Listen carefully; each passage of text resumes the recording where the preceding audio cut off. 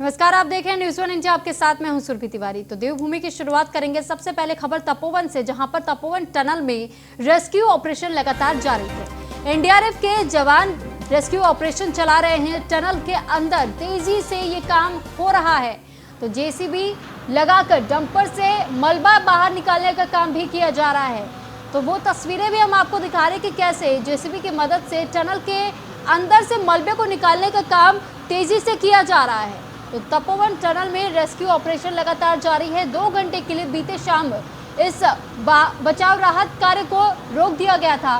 दरअसल कहा जा रहा था कि पानी का दबाव अधिक होने की वजह से मलबा दोबारा ना गिर जाए, इसी वजह से इस राहत कार्य को रोक दिया गया था कुछ वक्त के लिए। लेकिन उसके बाद फिर से ऑपरेशन शुरू कर दिया गया है और अब भी इस टनल के अंदर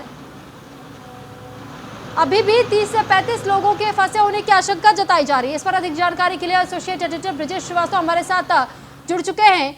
ब्रिजेश, आपसे जानकारी चाहेंगे कि जिस तरीके से तपोवन टनल में अभी जो बचाव राहत कार्य है वो बताया जा रहा है कि जारी है, तो अभी और कितना समय लग सकता है? देखिए, सबसे बड़ी बात यह है कि जिस तरीके से अगर हम बात तपोवन टनल की करें तो आप देखिए तपोवन टनल में इस वक्त जो काम है वो रेस्क्यू ऑपरेशन जोरों के साथ चल रहा है। सबसे बड़ी बात ये नहीं जा रहा है। सबसे बड़ी बात ये है कि यहाँ पर कल 2 घंटे के लिए काम जरूर रुका था, लेकिन उसके बाद ये काम उसके बाद दोबारा शुरू किया गया और अब इस वक्त जो एनडीआरएफ है, एनडीआरएफ के हवाले पूरी टनल को किया गया है और टनल में इस वक्त एनडीआरएफ के जरिए यहाँ पर रेस्क्यू ऑपरेशन चलाया जा रहा है। वैसे ब्रिजेश, हम आपसे ये भी जानना चाहेंगे कि जैसे कल रेस्क्यू ऑपरेशन को कुछ देर के लिए रोक दिया गया था, तो क्या आज फिर कोई ऐसी सिचुएशन बनती हुई नजर आ रही है कि क्या मलबे का जो दबाव है वो ठीक तरीके से काम चल रहा है वहां पर, या मलबे का दबाव और बढ़ता चला जा रहा है? देखिए सुरभि, सबसे बड़ी बात यह है कि अगर हम बात करें यहाँ पर रेस्क्यू ऑपरेशन की, तो रेस्क्यू ऑपरेशन की स्थिति इस वक्त कंटिन्यू फ्री फ्लो पर है। सबसे बड़ी बात यह है कि एनडीआरएफ लगातार इस बात की कोशिश कर रहा है कि अब ये पूरा रेस्क्यू ऑपरेशन किसी तरीके से रुके ना।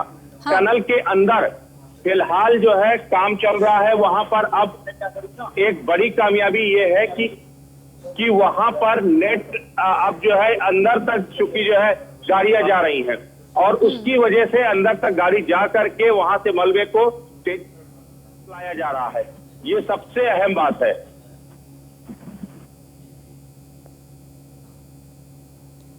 ठीक ब्रिजेश, लेकिन अगर आप हमें वो तस्वीरें दिखा पाए कि कैसे वहां पर जो बचाव राहत कार्य अभी किया जा रहा है, जो ऑपरेशन आपने बताया कि अभी भी जारी है, तो किस तरीके से एनडीआरएफ की टीमें इसमें लगातार डटी हुई हैं?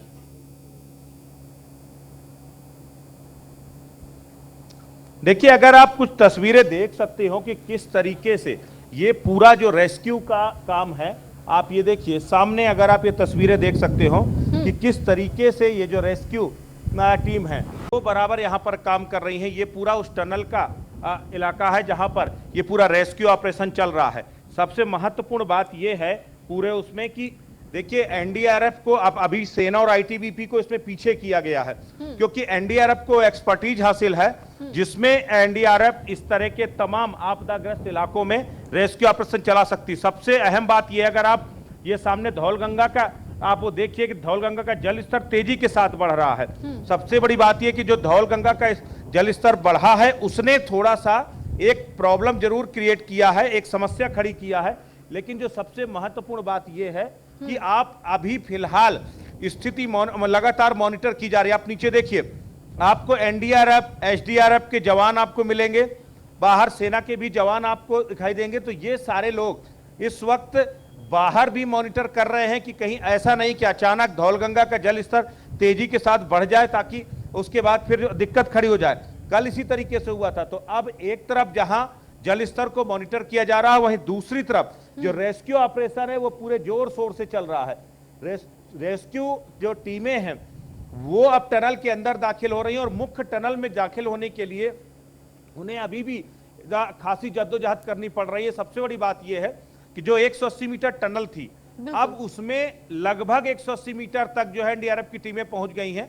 वहां पर जो थोड़ा मलबा बचा उस मलबे को हटा करके अब जो कर्व में मुख्य टनल है, जहां पर 30 से 40 लोगों के फंसे होने की संभावना है, उस टनल से मलबा निकालने का काम हो रहा है। उससे मलबा निकालने के बाद फिर दरअसल वो टनल ये सीधे जा करके नीचे लगभग 10, 20, 50 मीटर तक नीचे जा करके फिर वो मुख्य टनल का कर्व में रास्ता है।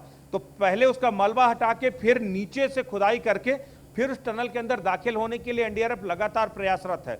सबसे बड़ी बात यह है कि एनटीपीसी ने जो नक्शा दिया था इस पूरे टनल का, वो नक्शा ही गलत था और इसीलिए खुदाई भी गलत तरीके से की गई।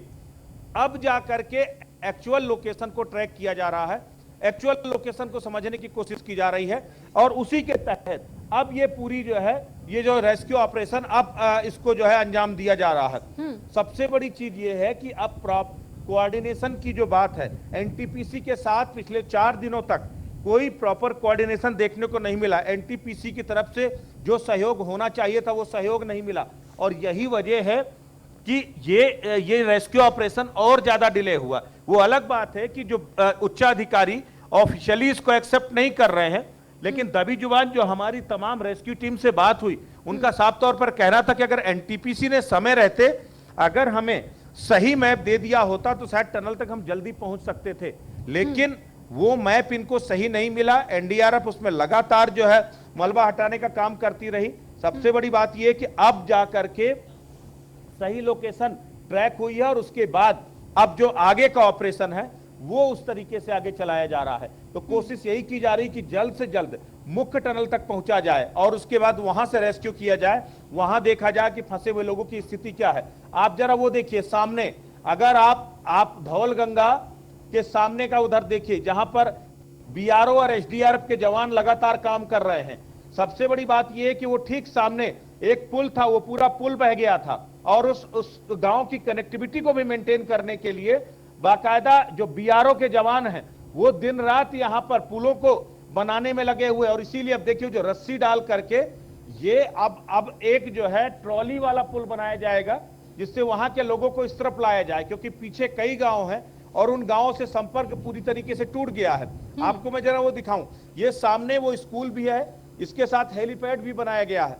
आवश्यकता पड़ने पर यह हेलीपैड उन तमाम इलाकों में जो है पहुंचने के लिए बनाया गया है। लेकिन दरअसल धौलगंगा के इस तबाही से ये पूरे पुल के पुल उड़ गए, जिसकी वजह से अब ना तो वहां के हेलीपैड का इस्तेमाल हो पा रहा है, ना ही वहां के गांव जो आसपास के गांव हैं वो भी पूरी तरीके से उनका संपर्क टूटा हुआ है। तो ये भी एक चुनौती है कि एक तरफ जहां जो टूटा, जिन गांवों से संपर्क टूटा है उन गांवों के संपर्क को बहाल किया जाए।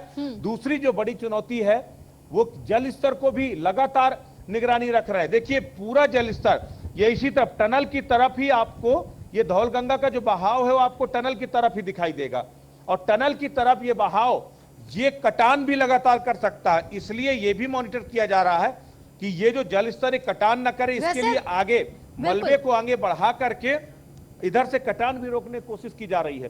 तो बहुत सारी चुनौतियां हैं। इस बारे में भी जरा जानकारी चाहेंगे कि जिस तरीके से बताया जा रहा था कि चमोली में एक बार फिर से सैलाब आने का खतरा बना हुआ है और ऋषि गंगा में भी एक तरीके से झील बन चुकी है जहां पर दबाव लगातार पानी का बढ़ता चला जा रहा है। तो ऐसे में क्या जो बचाव राहत कार्य में जो एनडीआरएफ और एसडीआरएफ की टीमें जुटी हुई है, क्या उन्हें और कठिनाइयों का सामना करना पड़ रहा है इस वक्त? है कि सभी सुरक्षित बचा करके बाकी रेस्क्यू ऑपरेशन चलाया जाए। तो क्या अब आप सोचिए, लगभग 600 से ज्यादा बीआरओ के जवान इस वक्त नदी के तट पर पुल बनाने का काम कर रहे हैं, संपर्क जोड़ने का काम कर रहे हैं। इसके बाद एनडीआरएफ, एसडीआरएफ, आईटीबीपी और कर रहे हैं। इसके बाद एनडीआरएफ, एसडीआरएफ, आईटीबीपी और सेना के लगभग 1000 जवान ये इस पूरे रेस्क्यू और सर्च ऑपरेशन में लगे हुए हैं। ऐसे में सबसे बड़ी बात यह है कि अगर दोबारा कोई सैलाब आता है तो वो एक बार फिर बड़ी तबाही मचा सकता है। इसीलिए कल जैसे ही अलर्ट आया, जैसे ये जानकारी आई कि ऋषि गंगा का जल स्तर में इजाफा हो रहा है, उसके बाद जो है यहाँ पर तुरंत अलार्म बजा दिया गया, तुरंत जो है सबको स्पॉट छोड़ने के लिए आदेश दे दिए गए और ये पूरा रेस्क्यू ऑपरेशन रोक दिया गया। अब आप देखिए जरा इसका जल स्तर देखिए, जल स्तर की स्थिति अब इतनी तेज है। कल सुबह की जो तस्वीरें थी जो हम लोगों ने दिखाई थी उसमें आपको पता ही नहीं चल रहा था कि यहाँ पर जल स्तर चल भी रहा है, लेकिन अब तेजी से, क्योंकि यहां पर तपोवन में जो ऋषिगंगा नहीं बल्कि धौलगंगा का पानी आता है, और रैडी गांव में जो ऋषिगंगा हाइड्रो पावर प्रोजेक्ट से नीचे रैडी गांव में जाकर ऋषिगंगा नदी और धौलगंगा नदी दोनों मिलती हैं, दोनों का प्रयाग है, और यहां आगे धौलगंगा बन करके आगे आती है। तो एक तो दो नदियों का पानी इसमें आ रहा है, दूसरा यह है कि ऋषिगंगा में जो जल स्तर है उसमें इजाफा हुआ है। अब उसके इजाफा होने के पीछे अपने अपने अलग अलग कयास है। कोई मान रहा है कि ऊपर, दरअसल जब ग्लेशियर टूटा तो ग्लेशियर के समय एक झील बन गई थी, और वो झील में एक बार सैलाब आया और उस झील में जितना पानी था उस वक्त निकल गया, लेकिन उसके बाद फिर बर्फ पिघलने के साथ दोबारा उस झील में पानी का दबाव बन रहा है, और यही वजह है कि ऋषिगंगा में एक बार फिर जलस्तर में इजाफा हो रहा है। अगर दबाव ज्यादा बना और झील में ज्यादा पानी हुआ तो कभी भी वो झील टूट सकती है। अगर झील टूटती है तो एक बार फिर यहाँ पर सैलाब वाली स्थिति बन सकती है। तो ये भी खतरा बराबर इस रेस्क्यू ऑपरेशन के साथ बना हुआ है कि कहीं वो सैलाब की स्थिति ना बने। इसीलिए लगातार प्रशासन इससे हाइट पर जो नंदा देवी ग्लेशियर है वहां से लेकर के लगातार उतरते हुए जो गांव हैं वहां पर उत्तराखंड सरकार पूरा मॉनिटर कर रही है। लगातार जो फ्लड यूनिट्स हैं वो केवल यही जानकारी करने में लगी है कि आखिर किस तरीके से जलस्तर हो रहा है, बढ़ रहा है, और कितने लेवल पे बढ़ रहा है और किस लेवल पे बढ़ सकता है। वो तमाम जो शोधार्थी हैं, जो वैज्ञानिक हैं, वो तमाम उसको सर्च करने में लगे हुए हैं। तो सबसे बड़ी बात है, एक तरफ ये भी चुनौती है कि जल स्तर ना बढ़े, दूसरी तरफ ये भी चुनौती है कि जल स्तर के बढ़ने के साथ साथ जो रेस्क्यू और सर्च ऑपरेशन वो भी प्रभावित ना हो। तो ये भी एक बड़ी चुनौती है, और यही वजह है कि लगातार दोहरी चुनौतियों से जूझते हुए ये जो देवदूत हैं, ये रेस्क्यू ऑपरेशन में लगी तमाम यूनिट्स हैं, वो दिन रात रेस्क्यू कर रही हैं। और सबसे मुख्य फोकस अब इस वक्त इसी तपोवन टनल में आया है कि तपोवन टनल में कब जानकारी नहीं मिल पाई। वैसे ब्रिजेश, जानकारियां तो ये भी मिली थी जो त्रासदी हुई और आपदा के बाद से चिनूक हेलीकॉप्टर भारी मशीनरीज को वहां पर लेकर के पहुंच रहा है ताकि बचाव राहत कार्य जो किया जा रहा है उसमें सफलता हासिल की जाए। लेकिन इस बीच ये खबरें भी सामने आई कि अगर इस तरीके की स्थिति, जैसे अभी आपने बताया कि जलस्तर अगर बढ़ता चला जाता है तो एक बार फिर से ऐसी आपदा आ सकती है। तो इसके लिए प्रशासन की तरफ से क्या कुछ तैयारियां की जा रही हैं?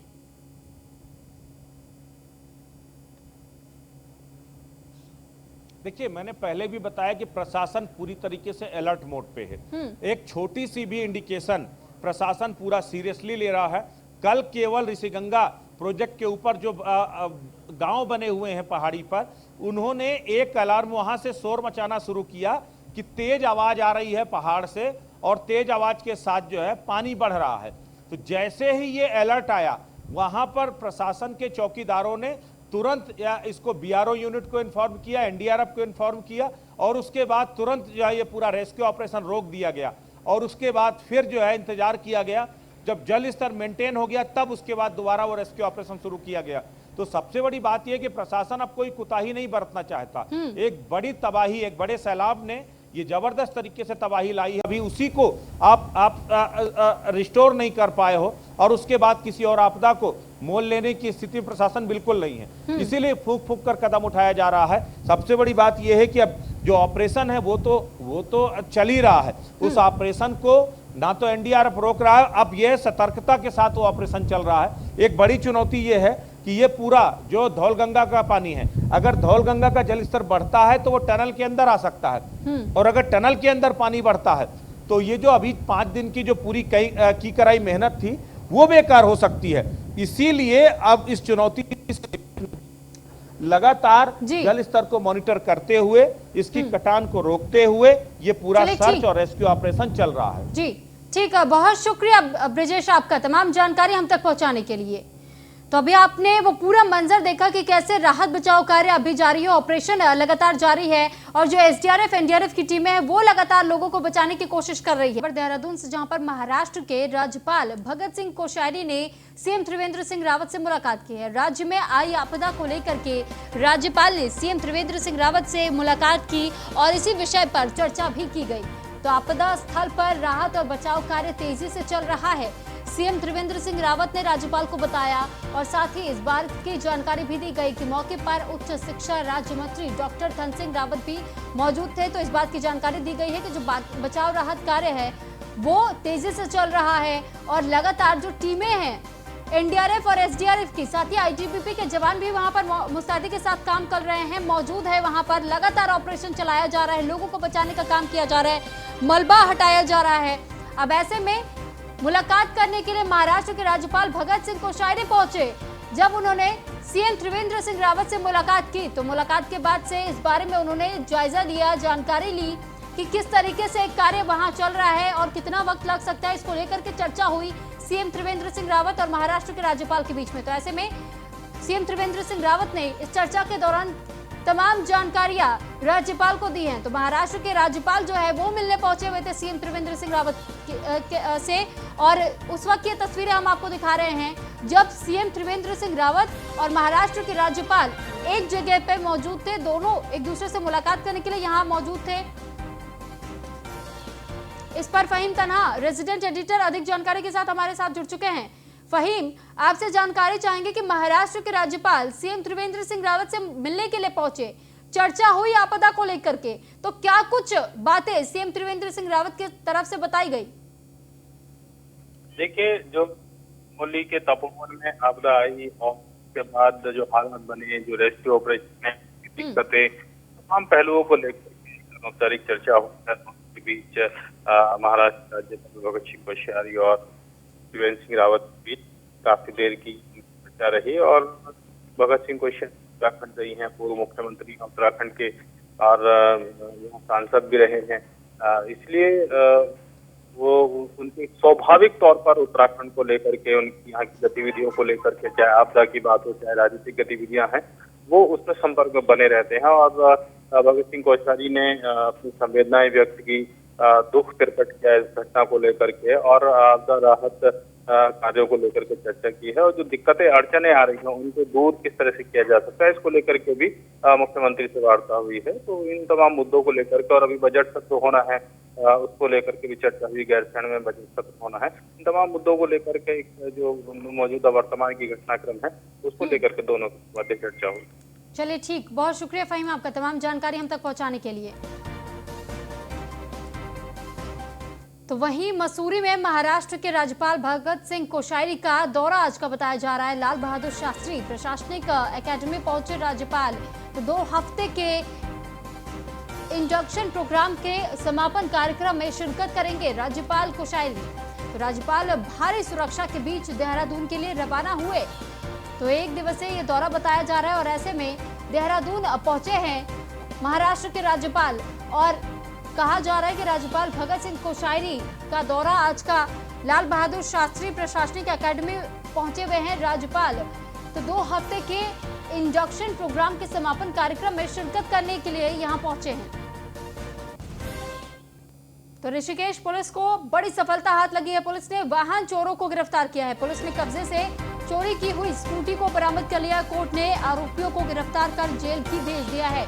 तो ऋषिकेश की पुलिस बताई जा रही है जिनको बड़ी कामयाबी हाथ लगी है। दरअसल काफी लंबे समय से ये चोर कारों को चोरी करने का काम करते थे, जिसके बाद से पुलिस ने इन्हें हिरासत में ले लिया है। तो वहीं देहरादून में राजपुर रोड जाखन में सड़क हादसा हुआ। हादसे में एक युवक की मौत हो गई और एक की हालत बेहद गंभीर बताई जा रही है। घायल युवक को जिला अस्पताल में भर्ती कराया गया है। बाइक के पेड़ से टकराने की वजह से ये सड़क हादसा हुआ और इस हादसे में एक व्यक्ति ने अपनी जान गंवा दी, तो वहीं दूसरा व्यक्ति बुरी तरीके से घायल बताया जा रहा है। दरअसल बाइक सवार शख्स बताया जा रहा है कि ये पेड़ से टकरा गया, जिस वजह से ये हादसा हुआ और इस हादसे में इस व्यक्ति ने अपनी जान गंवा दी। वहीं जो पीछे बैठा शख्स था उसे काफी चोटें आई हैं, जिस वजह से उसको नजदीकी अस्पताल में भर्ती कराया गया है। और अब खबर डोईवाला से, जहां पर विकासखंड की माजरी ग्रांट में पंचायत घर के पास पेयजल टंकी से हजारों लीटर पेयजल कई महीनों से लगातार गिर रहा है, जिससे ग्रामीणों को भरपूर पेयजल नहीं मिल पा रहा। पेयजल के लगातार रिसाव से मच्छरों की भी समस्या यहां उत्पन्न होती नजर आ रही है। तो वहीं ग्राम पंचायत के प्रतिनिधियों की ओर से लगातार शिकायत करने के बावजूद भी 1 वर्ष से अधिक बीत जाने के बाद भी अभी तक जल संस्थान इस पानी को रोक पाने में पूरी तरीके से नाकाम साबित हुई है। लगभग 1.25 साल से बने हैं अपने ग्राम पंचायत में, अपने मेंबर लोग बने हैं, मैं वो प्रधान हूँ। हम तो 1.25 साल से ऐसे ही देख रहे हैं, लीकेज हो रही है। प्रधान जी फोन करे हैं, जेई को भी किया है, उनके लाइनमैन को भी किया है, तो हमारे सामने 2-3 बार उन्होंने वीडियो भी भेजी है, अच्छी अच्छी मीटिंग होती है, साथ ही एकदम पंचायती घर भी है। तो ये तो स्थिति 1-1.5 साल से हम ऐसे देख रहे हैं। इस पे अधिकारियों को बोल के भी कोई कार्रवाई तब तक नहीं हुई है सर। पानी बर्बाद हो रहा है, क्षेत्र में पानी पूरा नहीं जा रहा है। अब गर्मी का सीजन आ गया तो। और वहीं पौड़ी में कोषागार कार्यालय में तैनात कर्मचारियों ने विभागीय अधिकारियों पर मानसिक उत्पीड़न करने का आरोप लगाया है। एक कर्मचारी का कहना है कि उनके अवकाश मांगने पर उन्हें विभाग की ओर से अवकाश नहीं दिया गया, जबकि अन्य कर्मचारियों को अवकाश दिया जा रहा है। वहीं उनके हिस्से का कार्य भी उन पर ही थोप दिया जा रहा है, जिससे वह मानसिक और शारीरिक रूप से प्रताड़ित हो रहा है। तो ये शिकायत लगातार एक कर्मचारी की तरफ से की जा रही है कि दूसरों को अवकाश दिया जा रहा है, उसे नहीं। डोईवाला में कृषि एवं उद्यान विभाग की ओर से जोलीग्रांट ग्राम पंचायत में स्थानीय किसानों को सरकारी योजनाओं के बारे में जानकारी दी गई। सहायक कृषि अधिकारी DS असवाल ने प्रमुख रूप से मृदा परीक्षण के संबंध में विस्तृत रूप से अवगत कराया। साथ ही कृषि यंत्रों में मिलने वाले सरकारी अनुदान के बारे में भी किसानों को विस्तार पूर्वक जानकारी दी गई है। तो फिलहाल देवभूमि में इतना ही। आप बने रहिए न्यूज़ 1 इंडिया के साथ। नमस्कार।